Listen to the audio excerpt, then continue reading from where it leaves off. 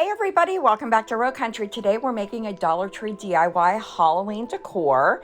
If you don't have the next item, you can use 3 of these 5x7 stretch canvases and do a reverse canvas. I'm using 3 of those little houses from the Dollar Tree. I'm also going to be using some of these color your own ornaments in the ghost shape, and I'm using acrylic matte finish black and white apple barrel paint from Walmart. So that's going to be about 50 cents a bottle. Optional for you, of course, is any glue and glitter if you want to jazz it up a little bit. If you wanted to put a bow on this, here are some options for you. I'm going to use a glue gun and some of my glue sticks. The first thing you want to do is remove the back. So if it's going to be a reverse canvas, you want to take the canvas off of the frame. For this, I just pushed in the corner and used this little tool from Dollar Tree to separate the frame from the back of the house. Now you want to make sure that you do that with all 3 and remove all of the paper that is attached to the back. Now get yourself a warm rag, just damp, and that's what you place on the back of this piece, and that will help to remove everything. So before, during, and after for you, it takes all the glue and everything off of there. It's perfect. Now you want to take your white paint and you want to paint the inside of the frame only. Then you're going to take the black paint and you're going to paint the backs of the house piece, and then also the frame of the house. So you'll do all 3 backs, and then you'll get into doing the frame. When you do the frame, you want to just do around the frame and then the front facing part of this frame for this little house. So the inside will be all white in that snow white matte finish color, and then the surround of this will all be black. And so when you're finished, it's going to look like this. Now, what I like about this matte black finish is that it almost looks like a stain. So if you want this to be a more opaque finish, you'll want to add more than 1 coat of paint to the frame itself. The next thing we're going to do, of course, now is bring in our ghosts. These are going to go that snow white matte finish, but the first thing I want to do is just fill that little hole at the top with some hot glue. If you have some wood filler, you can definitely use that and let that set up before you put a coat of paint on these. Again, I'm going 1 coat, so it looks more of a stain. It's not necessarily a fully opaque finish on these, but here's a before and after, and they're going to look super cute. Okay guys, so this next part of course is optional too, because I went a different route. But what you could do, and what I did, was I'm using the largest or the tallest skinny house for my letter B. And what I did was I printed out on my printer the B in the font Dominique, and I love it. But if you don't have a Cricut and you don't want to freehand this, here's an option for you. Print that out on your paper and then cut it out so that it will fit. Take a piece of chalk and chalk up the back of this. And then you'll want to lay it down onto that painted black piece of that tallest, skinniest house. And you'll just take a pen. Now I used the back of the pen. I didn't use the ballpoint. And I traced around this letter, and when you're done, you have it transferred. Then you can take some glue like we did in school and trace everything out and add some glitter, and then you'll set it aside to dry after you get all of the glitter onto the glue. I think this is a great option. I really think that the glitter adds a little bit of a high end to this in the end, and it's really, really cute.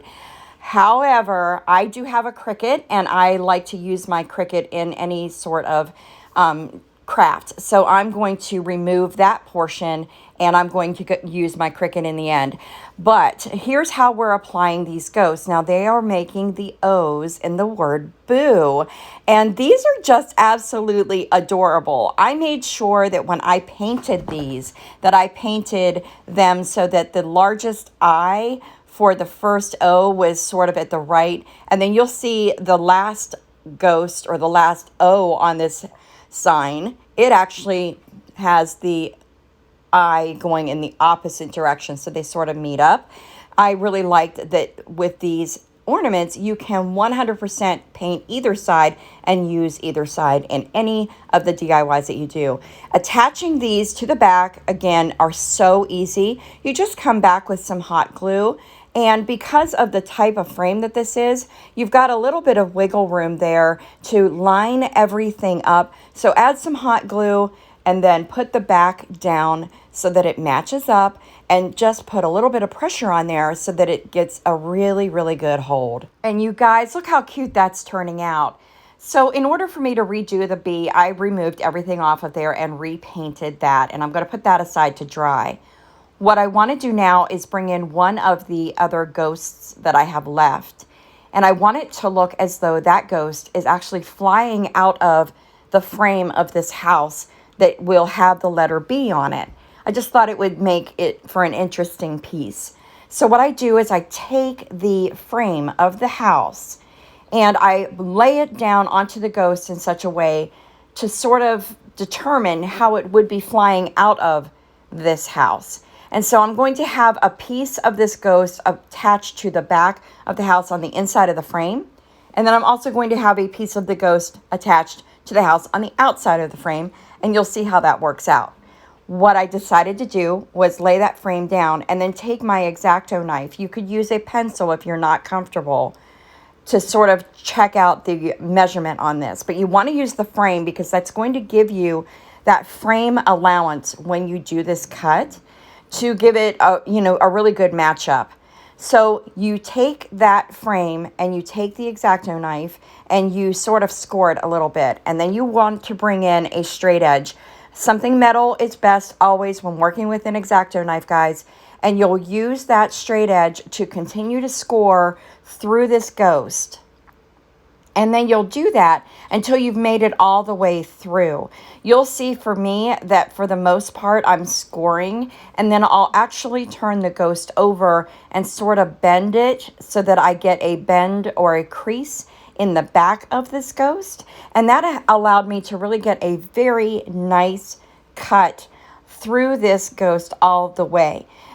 You're going to be left with a little sliver piece when you use this method, and that will be the allowance for the frame itself. So, the ghost isn't coming through the frame as much as it is an illusion to your eye. And by using this method and adding that frame allowance, it really does do the trick for you. And I think it turns out really, really cute. But just keep working with that straight edge, and also an X-Acto knife or maybe a box cutter would work too. I just felt that the X-Acto knife gave me a better or more precise cut on this as I was doing it. So that would be my recommendation if you have one. Again, this is optional. You could leave the extra ghost off of this sign and just use the bee, and it would be so, so cute still. But for me, I just wanted to go that extra step. And when I cut these apart, I did not even add additional paint to the cut edges of these. I just left them exactly as they are. Now you can see there I was figuring out the placement of the end of that ghost where it would be sitting inside of the frame. That piece will actually be attached to the inside. And then I'm just finishing off the extra little bits on that ghost top part, and that's how that's sort of going to be in the end. You'll see how I attach that. Now there is my bee cut out from my Cricut, and again, that same font, Dominique. It's a free download from font.com. You just download it, print it out, and make it fit your box, and that will work, for you as well. You don't need a Cricut to do this. Now here's me. I'm actually just lining this up, guys. This is what really just did it. I just think it turns out so, so adorable. But before I glue everything down, I really just want to make sure that I get the bee in place on the back of this little house. And so I do spend a little bit of time just lining that up. I'm not going to bore you with that. Not everybody has a Cricut, and I know that. But just know that I applied it just really with some finger pressure. And that's just how I did it. So before I put the ghost in place, I decided it would be best for me to go ahead and put the back of this house back onto the frame. And so just like we did with the other ones, some hot glue, and then we want to line it up as best as we can. It makes it so easy to do that. Apply some pressure so that you get a good adhesion all the way around this frame and then go ahead and turn it over, and that's what that looks like. It is, it's just really coming together so well. I just really, really love it.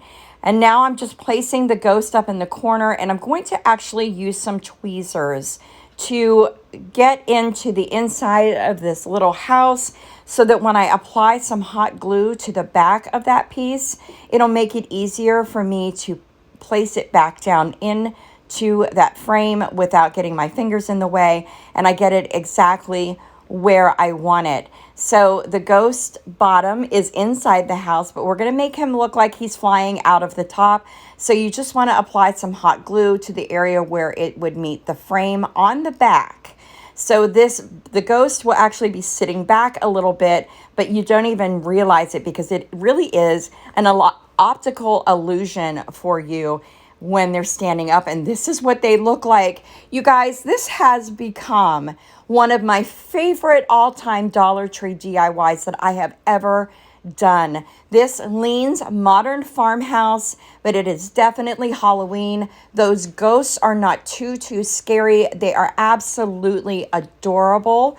The paint technique that I used makes it look more like a stain, and the black and white color really does allow this to lean Modern Farmhouse, but it's still Halloween, guys. So even if you're not a Modern Farmhouse decor person, this black and white is definitely Halloween, and so are those ghosts, and they are so cute, and I really, really hope that you liked it. Like today's video, please be sure to leave me a thumbs up. It really does help the channel. If you're not yet subscribed, please consider hitting the subscribe button down below. Become a member of the Roan Country family here on YouTube. We would really love to have you. To my returning subscribers, thanks so much again for your support. Hey everybody, while you're here, go ahead and watch another video, and I'll see you in my next one. Until then, bye!